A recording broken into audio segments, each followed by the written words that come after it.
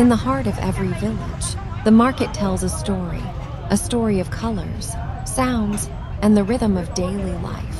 Here, time moves gently. Each morning begins with laughter, greetings, and the soft hum of people gathering to share what they've grown, crafted, and created. Welcome to a world where simplicity still holds true beauty.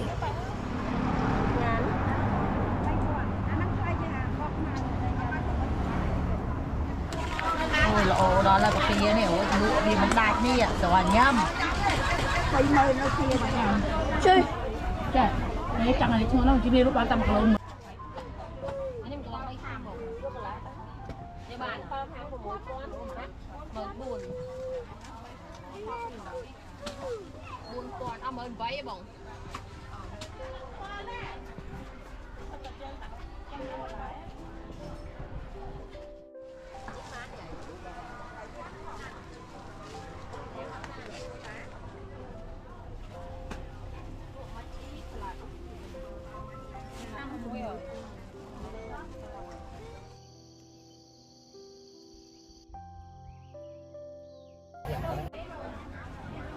Bia tận oi đi không? Bia làng lại.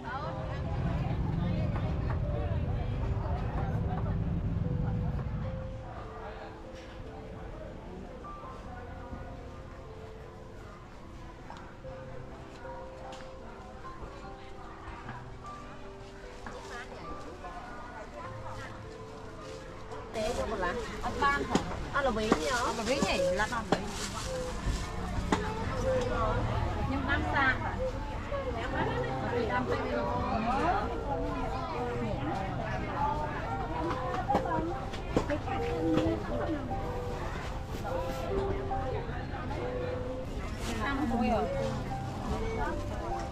Tôi chưa đo vào lỗ của một đây hả? Đã cắt tay con này nằm luộc, không phải đang đi là đặt buồn. Ăn phần chẳng cái đi thăm như vậy cả cái mấy này ông mấy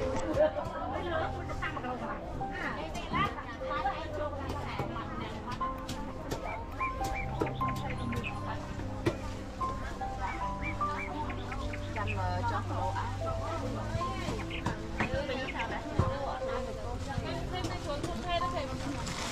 đây giờ tổng một cái pin này nó lọ gì ông nhà này lọ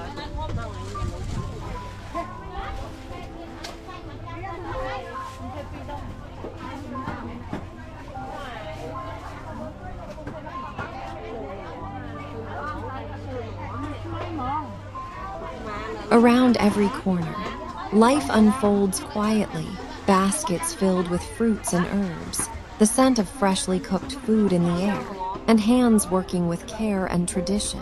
This is more than a market. It's a reflection of community, connection, and the balance between nature and human life.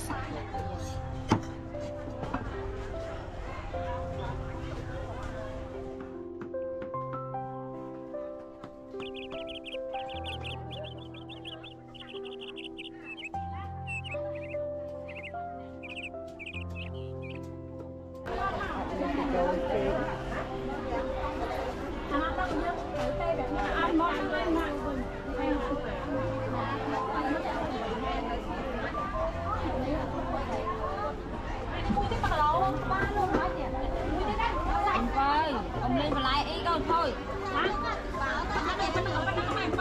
Dạ đông đến cầu. Dạ thấy kì.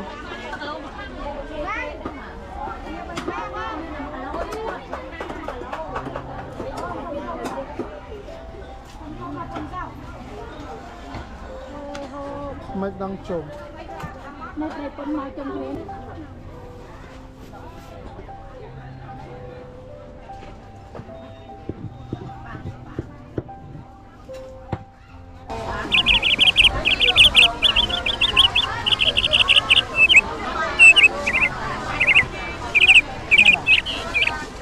Ý bò.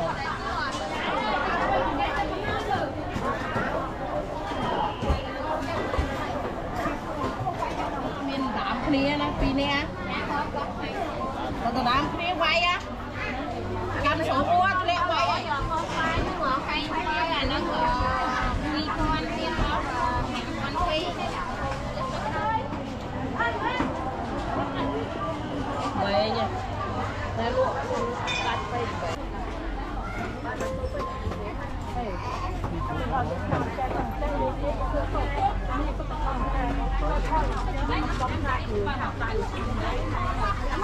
Không chân rồi. Khác cái bao nhiêu vậy? Khác cái khác. Rồi lớn sao? Tối thì trong đại khai của ban. Con nó muốn này lúc nào thôi thằng đâu mà tao bầm. Cái nào thôi xong.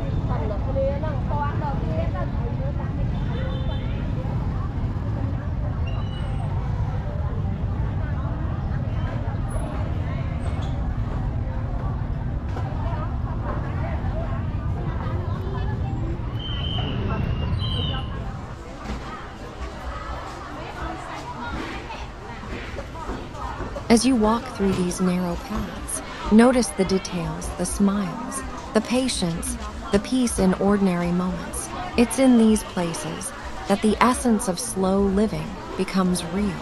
No rush, no noise, just the harmony of people and the land they belong to.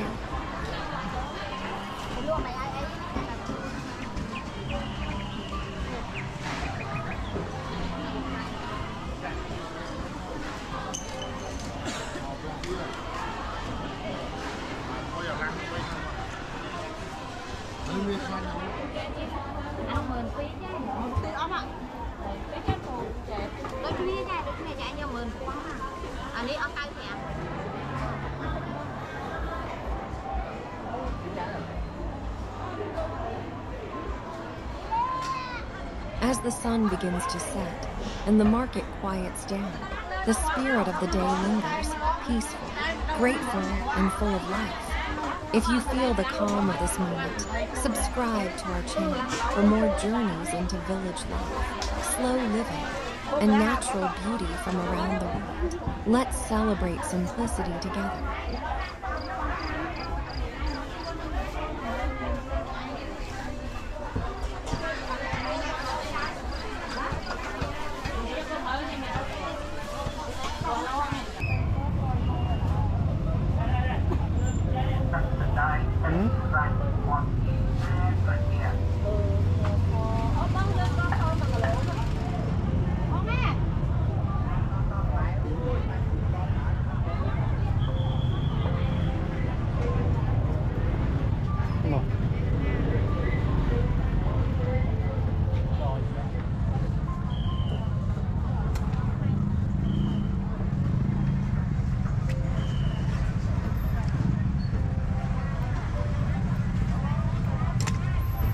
In a world that often moves too fast, may these simple scenes remind us to pause, breathe, and appreciate the gentle rhythm of life. If you love the peace of rural markets, village traditions, and the art of slow living, don't forget to subscribe for more beautiful journeys through the world's most authentic places.